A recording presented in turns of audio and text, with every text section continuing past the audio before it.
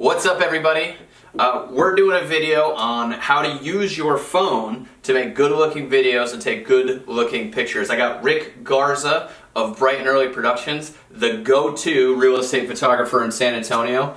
He takes the most beautiful listing photos with all his expensive stuff, but we're both pretty big advocates of just what you can do on these little cell phones. Yep. Tremendous value in these little devices right here. So, first things first, we want to run through a couple things that you can use to enhance your cell phone to make the picture and sound and everything a lot better. So the first thing we want to start out with is our favorite lens. Both Rick and I, we got our favorite lens, which is what? Moment. The Moment wide-angle lens. Yeah. So, comes in this cute little baggie. See? Cute little baggie. Look at that. It's cute. Moment lens. I thought you were giving it to me to hold it. No. So that was weird. So, the Moment lens is a pretty hefty piece of equipment here. This thing's got some weight to it. I don't know if you can see that, but it's definitely got some weight. And it comes with a cell phone case, right? And the cell phone case makes it so the lens actually clips right on to the cell phone case. And it's locks it in place there, and it just really enhances the pictures. I don't know if you've ever gone to take pictures of, say, like a fixer-upper. I do a lot of investment properties, so we want to update people on how the project's going. And the cell phone pictures are just too tight. Yeah. And this takes beautiful, beautiful wide-angle shots. Can I tell you what I like about it? Yeah, go ahead. Okay, so like I bought... Make sure you project. All right. So I bought a lot of wide lenses on Amazon in my time. Yep. And I always went the cheap route. I was like, cheaper the better. I just need something like super quick, super fast. And then I got the $20 lens kit or whatever that had like 36 lenses. Mm-hmm. Have you ever done it? Yeah. And you get it and you put it and you're all excited about it. But the difference between the Moment lens and the other off-market brands or whatever is that the lens quality on Moment is actually super sharp and super wide, so you don't get any distortion on the sides, and you don't get any vignetting.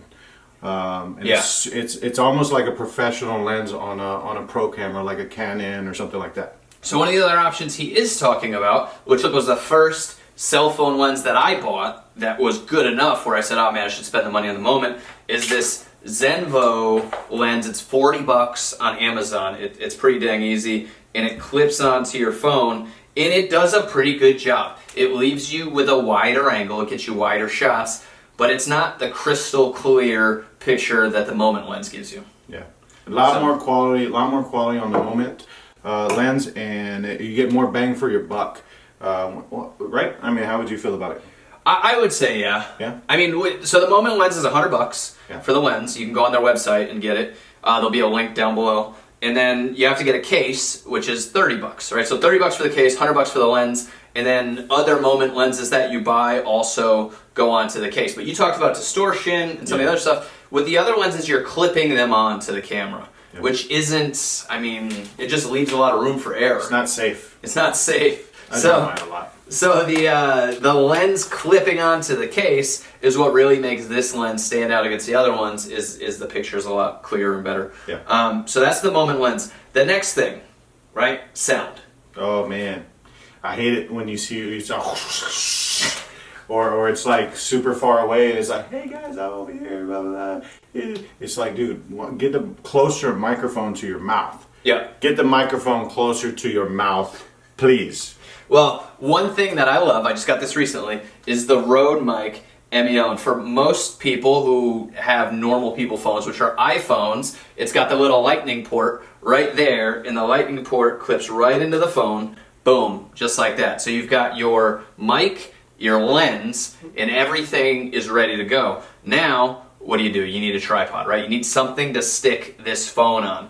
And for that, I'm a fan of the Joby GorillaPod, and they make these for cell phones with these nice little cell phone clips, and you can bring it in just like this. Now, when I take this thing, right, go ahead. Go back just to tell them why you get this one versus like holding it in your hand. So this is versatile, right? Yeah. Like if I want to, I can set it up and stick it somewhere if I need to, and then I can get a shot, right? or I can grab it with my hands and just talk to the camera this way, right? So I can say... Still more stable than holding it. Much more stable. Yeah, so it's not a stabilizer, it's not a gimbal, right, but it does the trick, right? Like this right here is great. This is how I shoot a ton of my videos. If you see my videos, a lot of them have shots of me like this. And I get good audio from the mic.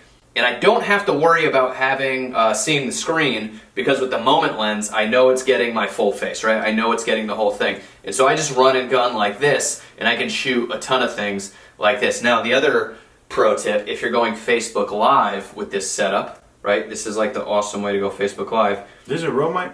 Yeah. Dang. This is a little Rode mic that goes on the iPhone. So just so you guys know, I've been in production for many years, and Rode mic just announced these mobile adapters that you, and so it's a real big deal, because Rode mic is typically the microphone that you would have to purchase to put on your big video camera and stuff like that. So the fact that you can put it on your iPhone is a big deal. Professional grade. Professional grade. It's on awesome. your iPhone. So, or Samsung too. I'm a Samsung guy. I know you are, man. You gotta come to the dark side. Yeah. Get an iPhone. Yeah. Look, I gotta iMessage you. I can't iMessage you. I gotta text message you. It's not any fun. So, pro tip, Facebook Lives, right? You've got your moment lens and you've got your forward-facing microphone. So when I go Facebook Live, I can talk to the camera here, right? And then I can flip the camera to show the house, and I'm getting better, much better footage on the wide-angle lens. But I'm also getting good audio as I narrate on the Facebook Live, because I got the mic pointing at me, right? I got this Rode mic. One thing I should say about the Rode mic, it is for close distance. It's for stuff like this. And so if I'm here and there's a lot of background noise, I'm still going to sound good. On the same hand, if you put this thing across the room and try to talk to it, not so much. So the Rode mic is great for this type of stuff right here. And it is directional. So wherever you're pointing the microphone, yes, that's what's going to pick up. So it's not going to pick up. It's not really that great if you're trying to pick up the audio from like 6 different people. It's more effective when you're trying to get it directly from the person that you're pointing it at. Also comes with the windshield, right, which will go on there. So if you're outside on a windy day, this is a big right deal there. for when you guys are shooting outside and you want to talk about your new listing or talk about your air, whatever you're in front of, and you're going to be outside. The wind, you can't control the wind, so you might get a big gust of wind that comes, and this little thing is going to break the wind up. We've all heard that live video in the wind, and you can't hear the person because. And then my favorite thing is when they apologize after the fact. Yeah. So like you done tortured me for 7 minutes, and then you apologize. And then you apologize for the audio. Like, don't do that. Don't do it. Get the mic. Yeah. So, pro tips for taking pictures on the phone from a pro. It's actually kind of the same thing. I mean, if you, my biggest thing is get the wide-angle lens, because it's gonna give you that more wider range. You can always zoom in if need be, or you could take the lens off and just get a nice portrait if you're not trying to get so wide. But that wide lens is going to give you more range. The moment lens is the sharpest one that I've tried, so I would definitely recommend that one. Yeah. I would definitely get a tripod. Yes. I'm a big fan of sharp images, like sharp lines, straight lines, and it's going to be hard to do that with you taking pictures on your handheld. If you are going to go handheld, get used to putting your phone on a timer, just so that way you can kind of like lean up on something. Yeah. And ooh, that's a good one. So what he's saying is, like, I don't know about you, but I get a shot set up, right, and then I gotta with one hand hit the button, and it wobbles or doesn't come out clear. I'm sorry to interrupt you. Sorry to interrupt you in your show. Yeah. But so when you push think about this, guys. You're pushing a button that's on your camera, and you're pushing it while the camera's taking the picture at the same time. So if you put the camera on a tripod and just put it on a 2-second timer, everything is super still, which means straight lines. Or if you lean up on something and basically you put on the timer, you're pushing the timer. It counts to 2 or 3 or whatever it is, and then it snaps a picture without you pushing it forward. So it's a big deal. Yeah. So instead of worrying about the shot or worrying about hitting the button, you just hit the timer and then just worry about holding the camera steady. I wouldn't recommend it if you're shooting kids or people, because they tend to get frustrated when you're like, hold up, okay, ready guys, cheese, and then you push it, and then there's the timer. We're also a non-violent group. We don't think you should be shooting kids or people anyways. #shoot houses, not people. Okay. Other one, show them your cool tripod that I'm super jealous of. Okay, so the difference between this Joby Gorilla Pod and, let me make sure I don't drop it, and this Joby Gorilla Pod is that this one has a little, what is a video head. Why would this come in handy, or how would this come in handy? Well, if you are filming, let's say a boat, or you're tracking a dog or a baby running or something like that, this fluid head will help you keep it steady. Versus you trying to do it on this one, well, there's no fluidness when you're turning, but also you would basically have to go boom and then go like this. So this fluid head keeps it nice and steady and smooth, and it also has a couple of adjustments too. So you can go up and down. So like if you're gonna track something like a ceiling fan or chandelier, I'm referring to real estate, of course. Yeah, for sure. But if you're gonna track like a waterfall or water fountain or something like that, this would help you go nice and smooth.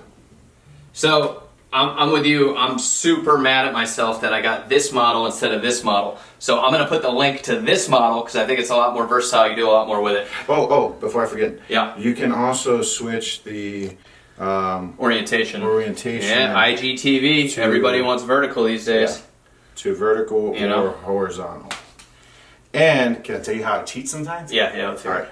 All right. Okay, so in production, we have this rig called the shoulder rig. And the shoulder rig basically consists of 3 points of contact, so it gives you a little bit more stability, right? So check it out. So this is how I cheat. I go bam, bam, and the shoulder rig would typically rest on your shoulder, hence the term shoulder rig. Yeah, I got you. But I will just hold it on my chest. So this is actually fantastic when you're going to do an interview. Yeah. And you're going to record a subject. So you would be like, actually. So this is fantastic. Like if you're gonna, so if I'm doing the interview, and I want the footage to be as stable as I can get it. Yeah. Am I still in frame there? Yeah. Okay, cool. Then basically this would help with stability, and I could hold this position for a very, very long time. Yeah, that's awesome. Look at that. That's a good pro tip right there. One thing that you're probably wondering why I didn't mention is a gimbal. The reason I don't mention the gimbal is because there's a ton of stuff you can do without a gimbal. There's, and people buy gimbals, and then you see them like running through open houses and walking through, and everything's moving because you have this gimbal that makes it smooth. A lot of times, less is more. Like that little move he just showed you, holding the camera steady, right? Or simply doing one of these or one of these is going to be just as good as a gimbal. You don't need to figure out how to download the app and start working the gimbal to start making videos on your cell phone, right? Just take this stuff right here and get rolling. I will say, the favorite shots on the gimbal is the panning time lapse, right? Like honestly, I shoot most of my stuff with a rig like this, and then I'll put in one panning time lapse from the gimbal, and that'll elevate the perceived quality of the video, right? Like, ooh, a time-lapse, panning time-lapse is higher quality. That means I add a gimbal. The rest of it's just handheld on the cell phone, moving like this, like short, small moves instead of trying to walk through a house. Here's the advantage that you got to consider with when choosing, should I go this route or should I go this route?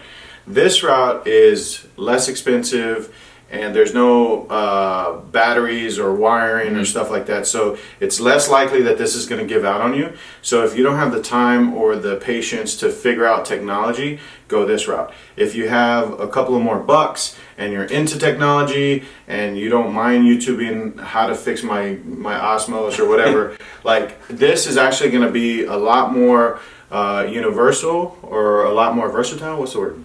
Or both. I mean, you could do more with it. You could do more with that. There's a bigger learning curve. A bigger learning curve, that's what I was trying to say. So bigger learning curve, but that is actually ultimate. I have a friend, dude, real talk, I just met with him yesterday. Yeah. And I kind of convinced this girl to buy that. Yeah. And he's young, everything. But I mean, he should be able to figure that out. But it is a little bit more complicated. Yeah. And so I have a big saying that I always say all the time, at least once a day.